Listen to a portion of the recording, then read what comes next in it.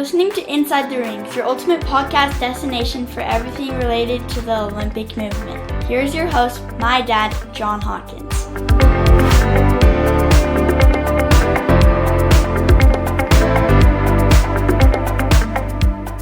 All right, hey everybody, welcome back to Inside the Rings, the podcast that takes you into a deep dive of the Olympic movement and the incredible stories that makes the games unforgettable. I'm your host, John Hawkins, and today we've got Jimmer Fredette on the show. So welcome, Jimmer.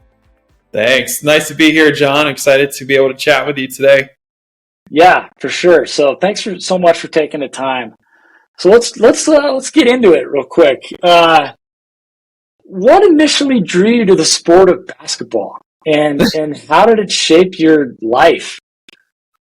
Yeah, so my family has always been really big into sports. My mom, her whole side of the family were athletes. My grandfather, so my mom's father, was a legendary Hall of Fame coach in Whitehall, New York, in her area. He coached everything in that school, but they only had probably 50 kids in the school, right? Like 50 kids. It was really small, but he was the guy. So he was a really good athlete himself. My mom was a great athlete. My dad played football and basketball and baseball, ran track. So, I mean, we kind of just came from an athletic family. And because of that, my brother and my sister, who are both 7 and 9 years older than me, were big into sports. So when I came up, everyone was playing stuff. Everyone was doing things in the backyard where we were playing wiffle ball or kickball or dodgeball or basketball.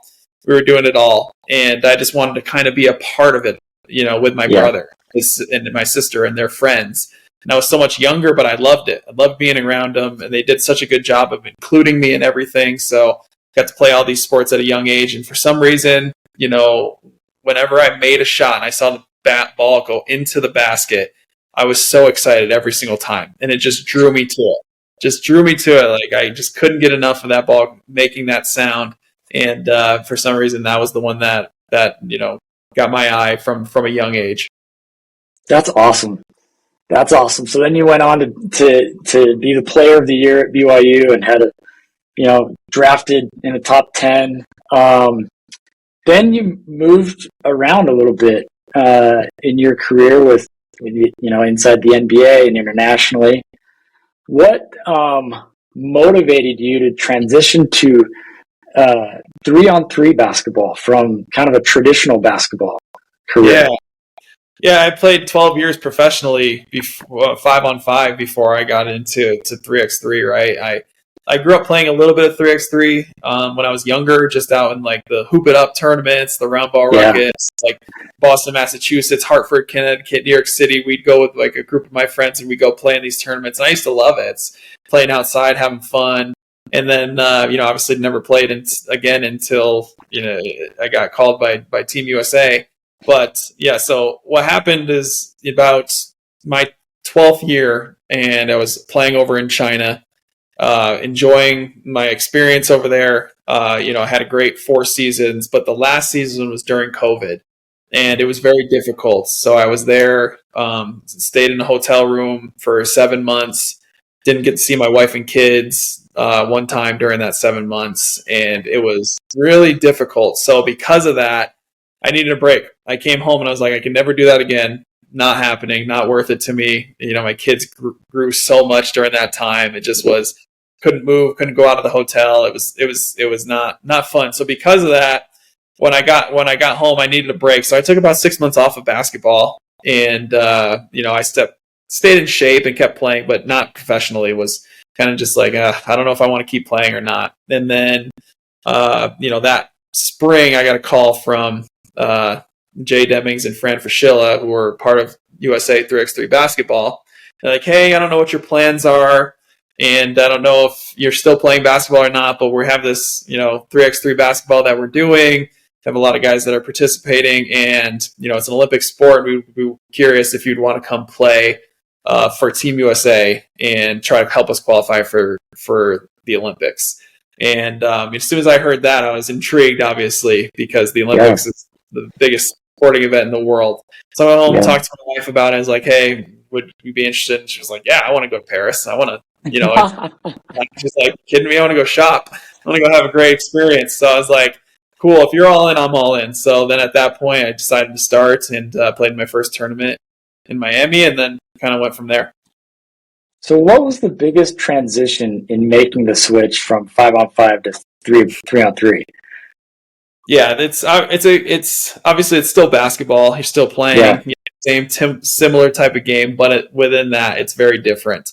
Only half court. You play 10-minute games or first to 21. It's by 2s and 1s.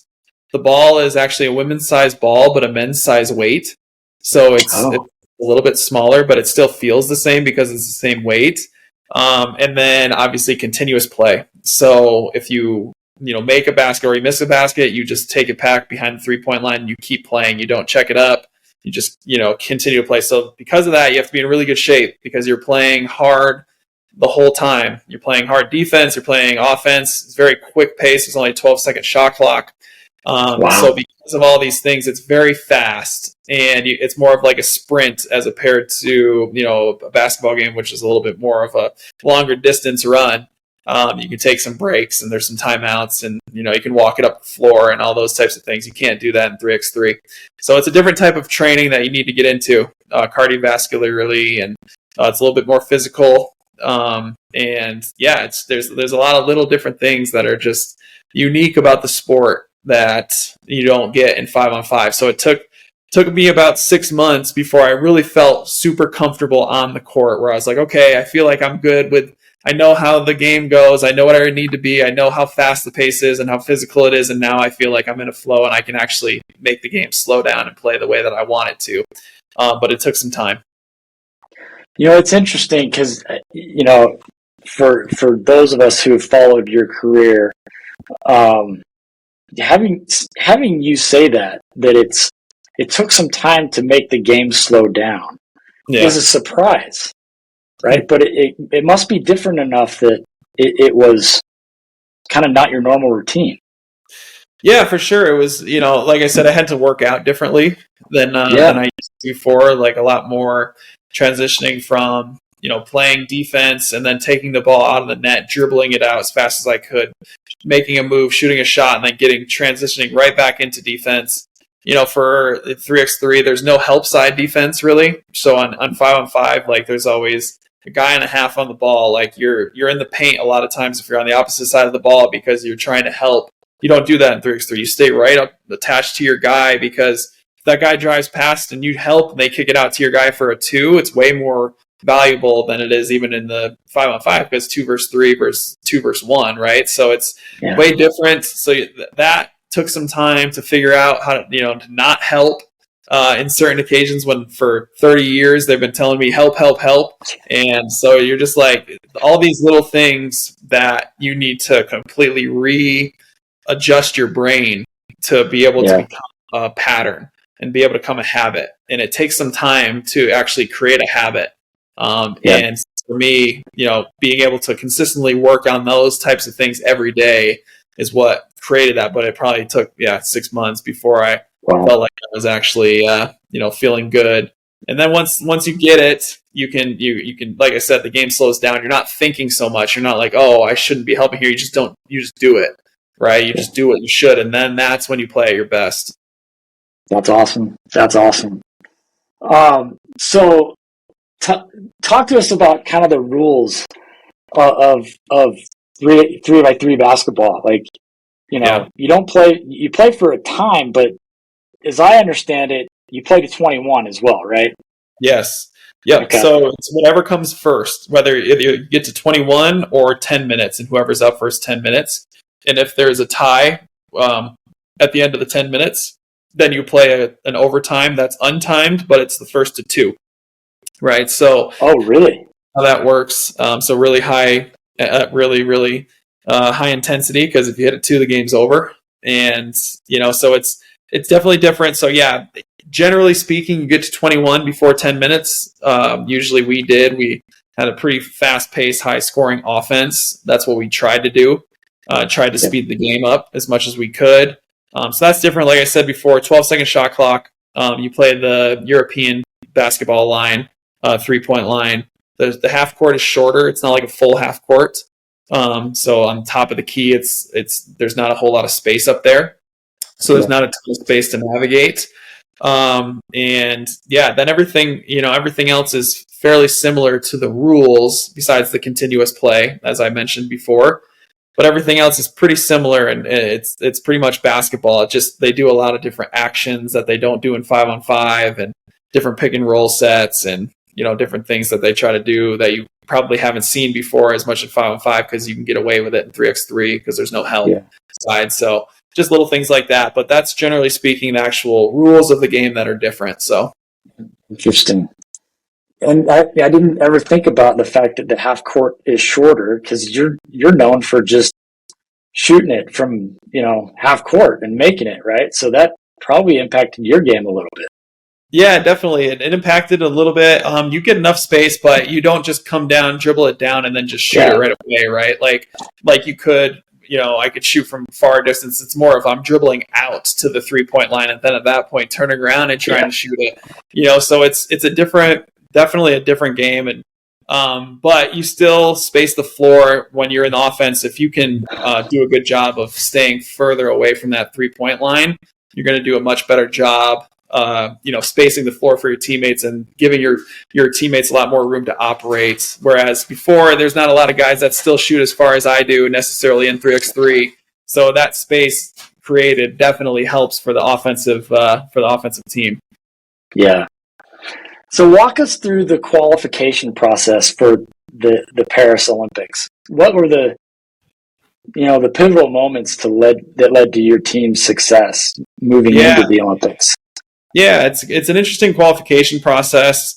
It's very similar to like a beach volleyball is what they equate it to. So there's a lot of there's individual tournaments out there, but there's multiple USA teams that are playing, and all of those USA teams that are playing and USA players that are playing out there are accumulating points for Team USA. So you want other USA teams out there, and you want them doing well, because then that means the country will get in. So we tried to have as many teams as we could out there that were performing and playing well. We probably had 4 or 5 teams out there, and they were all doing decent. Some were doing better than others. But for our team, we were called Team Miami. We were on the pro circuit, and every tournament you go to, you accumulate more points. So every basket you make is more points. Every assist is more points. Every win you get is more points. Every tournament you win is more points. So you just want to go as far as you can in these tournaments, because that's what's going to do it. And Serbia was the number 1 team in the world as far as points were concerned. We were number 2, and then China was number 3. And the top 3 get into the Olympics automatically. And that's what our goal was, to be able to get into the Olympics automatically. So fortunate enough, we played enough tournaments, won enough tournaments, and got deep in enough tournaments where we were able to qualify automatically, whereas the other 5 teams had to go to an actual qualifying tournament. And those are really difficult because 3x3 is such a variant sport. You could be out of those. Some of the best teams in the world didn't make it to the Olympics because they had to go to those tournaments and lost by buzzer beater shots or whatever it is. So it's very high intensity, those tournaments were. But so that's how you kind of qualify. We went all over the world for these tournaments, and I'm talking Mongolia, Saudi Arabia, Middle East, Chile, Philippines, Kosovo, all over the world, and played in these tournaments. And it was really cool to be able to experience that and see so many different parts of the world. That's awesome. When you found out that you were an Olympian, what was that feeling? Yeah, it was unbelievable. It was one of the coolest experiences I've had in my life, to be able to understand that I was going to be an Olympian and actually play in the Olympics. And it didn't hit me right away, because you get told it and it's like, wow, this is incredible, but at the same time, you don't know what it's going to be like until you get there. And but the biggest part for us is that I was able to be there with the other 3 guys that I had been playing with for the last year and a half, and they picked us to be the team. And that was the most special part of it, because we had become like brothers. You can imagine us traveling all over the world together for that year and a half, just basically us 4. So we became super close, whether it was good or bad. we were there together, and it was a really special moment to be able to have all four of us be able to make the team, and be able to know that we were going to represent the USA, which is a country that I love so much, and just was, an incredible moment in my basketball career. That's awesome. During the opening ceremonies parade of nations, you were right there on the front of the ship. At least, so I got to go when you passed by us. We were taking pictures, and I looked back, and there you were, a couple, people away from LeBron and the flag. That must have been a really special moment for you as well. Yeah, that was one of the coolest experiences I've had as an athlete. All the best athletes that you see were all on that boat, right? Yeah. And experiencing it together. And no one was too cool for it. No one was, trying to think they were above it. They were all just like, this is unbelievable. It's so fun to be here on this boat in Paris, going right next to the Eiffel Tower, and with all these people on these bridges, and just being able to chant USA. And we always get a really big cheer when we would come by, and it is special. And for us, my teammates and I, it was raining, right? Like we stepped on the boat, and it started to rain. And as soon as we stepped off the boat, it stopped raining. I'm like, it literally rained just for the 2 hours that we were on the boat, and it was incredible. It was meant to be. But we were like, you know what? I don't care. I'm going to go all in. So we went out and stood in the front of the boat where we saw the flagpole was going to be. We're like, we're just going to sit here the whole time, because I know that's where the flag's going to be. We know that we'll be able to get on TFE right here. So we just sat there until everyone else came out there. So we were like the first people in the front, and knew that was going to be a good spot. And I was like, we're going to take it all in. We're going to try to get on camera. We're going to try to have our families and friends see us. So we took the punishment of the rain for 2 hours to make sure that we did that. Yeah. Oh, that's awesome. That's awesome. It was really fun to watch you and the whole team, come by, and just the feeling of patriotism, the pride of, being a U.S. citizen and seeing our team represent us. So that was cool for me as well. So let's talk about the games a little bit. You start off, you get an injury. I actually don't know what the injury was, but you don't have to get into that. But how did you manage that challenge? I mean, you're here in the Olympics and you get injured. What was going through your mind? Yeah, the whole year and a half, almost 2 years of playing 3x3 basketball was for that moment, right? To play in the Olympics. That's what I signed up for, and we made it. It was there. We were ready to do it, and I play the first game, okay, and then very beginning of my second game, I get injured, and what I did is I tore my adductor and my gracilis, which are two ligaments in my groin. So both of them tore off the bone. And so because of that, I didn't have any mobility. Like, I just couldn't move it. And so it wasn't something where I could just tape it up and go play, or else I would have done anything to be able to get back out there and play. It was something where I just literally could not play for the rest of the Olympics. And it was heartbreaking, to be honest with you. It was something that I was looking forward to so much. We had a really good chance to medal. We were the top team coming into the tournament. We'd been playing super well, and then it all got taken away with one movement that it's never happened in my life before. So it was hard. I had my family there with me, which was great, and it was something that you think on it, and you still were an Olympian, you still were able to play and participate, and your life is still going very, very well, in my standpoint, with my family, my life, and where I'm at, but I wasn't able to compete. And I think for me, perspective is everything, and understanding what's the most important thing in my life. And even though basketball is important, the Olympics were important, it's not the most important thing. So being able to have that perspective for me helped me through a difficult time, because it's not everything. Life continues to go on, And it's still really important to be able to be kind and treat people the right way and make sure you're handling it the right way. Because my kids are watching, family's watching, people around me are watching. And I want to make sure to try to be a good example for them, to be able to handle difficult situations the right way. And that's not always easy to do. And there were some tears shed, of course, which is totally fine and okay. And you should be sad and disappointed, but also understanding that there's life ahead and you got to continue to move forward and continue to focus on good things. You know, I loved how I watched every game that you guys played. I loved how you showed up for your team, even when you were injured, you know, Yeah. And I didn't know the extent, and I don't think most people knew the extent of the injury, but we were half expecting you to step back in at any moment because you were there and your energy was really high for your team. And I thought that was awesome. Yeah, no, I appreciate that. So it was a difficult situation because for me, I wanted to make sure that I could be on the bench helping as much as I could. The only way that I could do that was if I didn't disclose what the injury was because of FIBA rules. If I disclosed it, they would have said I would have had no chance of playing, and then they would have not let me sit on the bench. So I kind of had to endure a lot of backlash because people were like, "Oh, why aren't you playing? You should just be out there playing still, like keep it going." When in reality, they didn't know the extent of the situation, like you and most people didn't. But I couldn't say anything.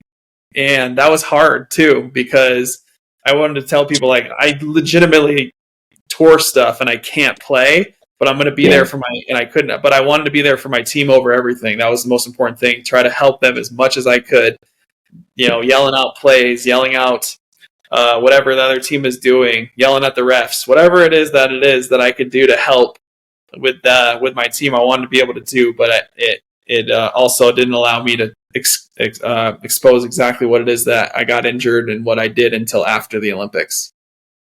So talk to me about kind of what message would you share for Olympic hopefuls, whether it's in, you know, 5-on-5, 3-by-3, other sports. What message would you share for people who are really hoping to get to the Olympics?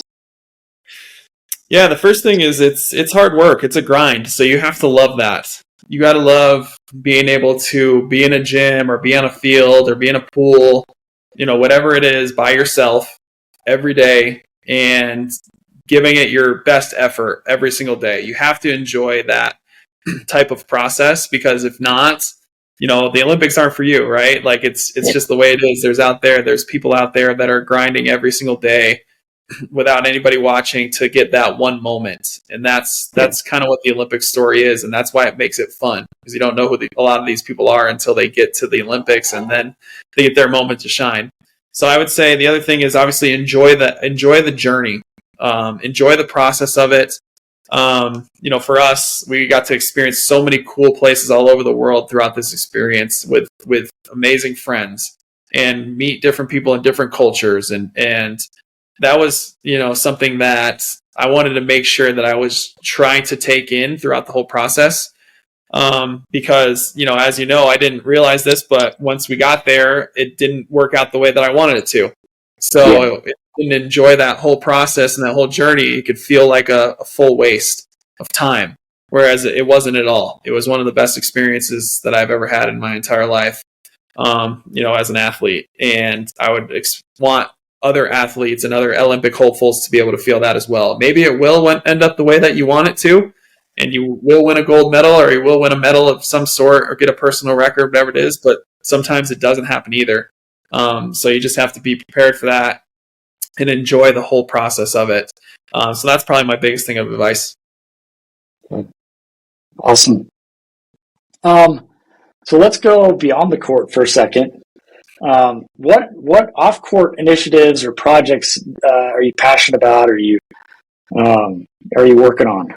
Yeah, for sure. A couple of the things. So my day job is I'm a venture capitalist here with a firm there in Utah. I actually live in Colorado, but I work with a firm in Utah with my good ties there, and that's been awesome. I've had a really awesome experience last 2.5 years working with Tandem Ventures and investing in mostly tech companies throughout Utah and kind of the greater area. So I really enjoy that. It's been a super fun thing for me, and kind of my full-time gig right now. That's been awesome. I have a couple other things going on, but one of the bigger things for me is also my foundation that I have. We've been doing it for about 12 years now, the Fredette Family Foundation, and we are helping kids in schools understand the importance of kindness and trying to cultivate a culture of kindness in schools, especially at the elementary school level, which has been super, super rewarding and a lot of fun to be able to be a part of, and be able to meet with some of these kids in some of these schools and engage with them and see all the good that these kids are doing, and trying to affect them and how they think about kindness and how they think about others and how they think about themselves. And so that's, one of the bigger things that I'm doing, and really have enjoyed it right now. That's awesome. So, such an important thing for kids to learn is kindness, so. Yeah. Okay. Future aspirations. Are you gonna be around for another Olympics, or you continue to play basketball? Yeah, at this point, I'm not sure yet. I'm still in the process of rehabbing. So I still got another 3 months until I'm like fully healthy again. Full 6-7 month recovery for this. And so after that's done, then at that point, I'll have to decide what I want to do. And I don't think I'll be there for 2028. That's too far away. I'll be ancient in basketball terms as far as that's concerned. There'll be a lot of great players going at that point, but who knows what I'll end up doing for the next year or two. I just I got to figure out how I feel and how my health is after this rehab, and see if I'm back to normal or not. And then at that point, I can decide. But I'm enjoying being home a lot more with my family. It's been really refreshing to be here and do the Halloween and be able to do all the holiday stuff. It'll be amazing, and excited for that mostly. Awesome. Well, Jimmer, thank you so much for joining us. We appreciate you sharing your story, and hopefully rehab goes well, and we'll still continue to cheer you on in whatever you're involved in. So thank you so much. Yeah, thanks, John. This was fun. I appreciate it, and we'll chat again soon. All right, sounds great. Thank you. Thank you for listening to this episode of Inside the Rinks. We encourage you to rate and share the podcast. And if there is any topic you would like us to cover, leave us a comment. See you next time.